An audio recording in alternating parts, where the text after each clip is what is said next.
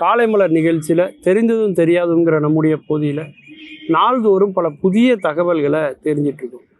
அந்த வகையில் நாம் பார்க்க போகிறது ஊமை படங்கள் என்று சொல்லக்கூடிய மௌனப்படங்கள். மௌனப்படங்கள் இன்றைக்கி தமிழ் சினிமா எட்டி இருக்கக்கூடிய உச்சத்தை பார்க்கும்பொழுது, இந்திய சினிமா உலக சினிமாவை பார்க்கும்போது, அதை அப்படியே பின்னோக்கி திரும்பி பார்க்கும்போது எவ்வளோ பெரிய ஒரு ஆழத்திலேருந்து எவ்வளோ பெரிய உயரத்துக்கு இந்த சினிமா பயணம் பட்டிருக்கு அப்படிங்கிறத பார்க்கும்போது ரொம்ப ஆச்சரியமாக இருக்குதுங்க. ஒரு காலத்துலலாம் படங்கள் எல்லாமே ஊமை படங்களாகத்தான் இருந்தது. ஊமை படம்னா அந்த படத்தில் சத்தமே இருக்காதா அப்படின்னு நினைக்காதீங்க. அந்த படத்தில் நடித்த நடிகர்கள் அவர்களுடைய சொந்த குரலில் அதை பேசியிருக்க மாட்டாங்க. படம் ஊமையாக தான் ஓடும். பக்கத்தில் இருந்துக்கிட்டு வர்ணனை கொடுக்குற மாதிரி அந்த கதையை ஒருத்தங்க சொல்லிக்கிட்டே இருப்பாங்க.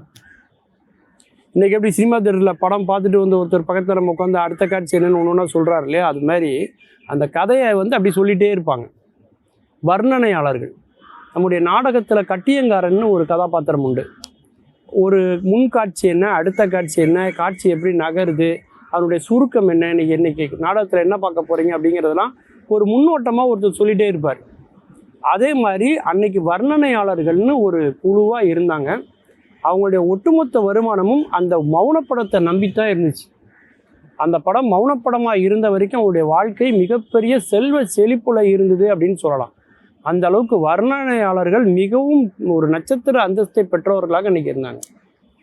1916 ஆண்டு அப்போ பார்த்திங்கன்னா முதல் ஊமை படம் என்று சொல்லக்கூடிய மௌன படத்தை நம்முடைய நடராஜ முதலியார் அப்படிங்கிறவர் முதல்ல எடுக்கிறார். அதாவது சீவக வதம் அப்படிங்கிறது தான் அதனுடைய முதல் படத்தினுடைய பெயர். அந்த படம் பார்த்திங்கன்னா அமைதியாக அது மௌனமாகவே அந்த படங்கள் போய்கிட்டே இருந்த காலகட்டம். அப்போ பார்த்திங்கன்னா முதல்ல நம்முடைய ராக்கி தேட்டர் இருக்குது இல்லையா, அம்பத்தூர் பக்கத்தில் ராக்கி தேட்டரு, அதுக்கு பின்னாடி ஸ்டார் ஆஃப் ஈஸ்ட்மன் ஸ்டூடியோ அப்படின்னு ஒரு கம்பெனி, அவங்க இந்த மௌனப்படங்களை தயாரித்தாங்க. அப்போது அதாவது பீஷ்ம பிரதிங்ஜம் அப்படின்னு ஒன்று, அது மாதிரி பார்த்திங்கனாக்கா நிறைய படங்கள் அப்படி வரிசையாக நம்ம சொல்லிகிட்டே போகலாம். அப்படி பல படங்கள் நம்ம தயாரிக்கிறாங்க.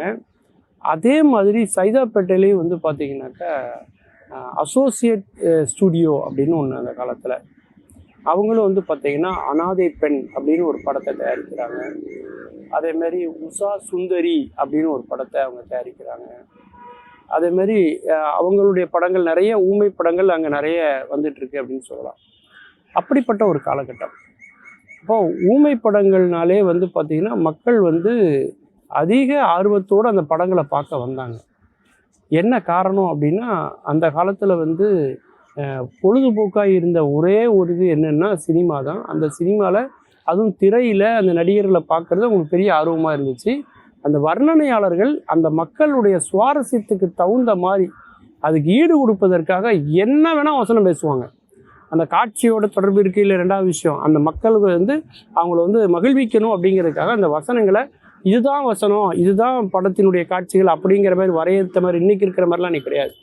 அந்த அளவுக்கு அவங்களுடைய வார்த்தை ஜாலங்கள், தமிழ் மொழி புலமையை பயன்படுத்தி அவங்க நிறைய வர்ணனைகள் செஞ்சு அந்த மக்களை கவருவது தான் அவர்களுடைய நோக்கமாக இருந்தது. அப்படி தான் ஒரு காலத்தில் அந்த மௌன படங்கள் இருந்தது. அதன் பிறகு தான் 1931 தான் பார்த்திங்கன்னா முதல் பேசும் படம் தமிழ்நாட்டில் வெளிவந்தது. காளிதாஸ். அந்த படத்தில் பார்த்திங்கன்னா ராஜலட்சுமி அந்த அம்மா பார்த்திங்கன்னா தமிழில் ரொம்ப அழகாக அவங்க பேசியிருப்பாங்க வசனம். அந்த படத்தினுடைய கதாநாயகனாக இருக்கக்கூடிய நரசிம்மராவ் அப்படிங்கிறவர் தெலுங்கில் வசனம் பேசியிருப்பார். அந்த படத்தில் உள்ள மற்ற கதாபாத்திரங்கள்லாம் பார்த்திங்கன்னா ஹிந்தியில் பேசியிருப்பாங்க. தமிழில் வெளிவந்த முதல் பேசும் படமே ஒரு பன்முக படமாக தான் வெளிவந்தது அப்படின்னு சொல்லலாம். அப்போது மக்களுடைய கூட்டம் அளவுக்கு அதிகமாக போயிடுச்சு திரையரங்கத்தை நோக்கி. மிகப்பெரிய ஆச்சரியமாக இருந்தது எல்லாருக்கும். என்னென்னா இந்த படம் பேசும் படம்.